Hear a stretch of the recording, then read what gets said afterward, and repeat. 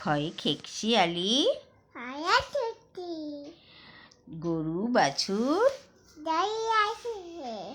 ঘুঘু পাখি উমো নৌকো ঘুঘু কই ঘুঘু চলে গেছে বাগানে, এখন ঘরে চলে গেছে ঘুঘু। তারপর বলো, উমো নৌকো মাঝি ব্যাং চিতা বাঘের সরু ঠ্যাং ছাগল ছানা বলো ছাগল ছানা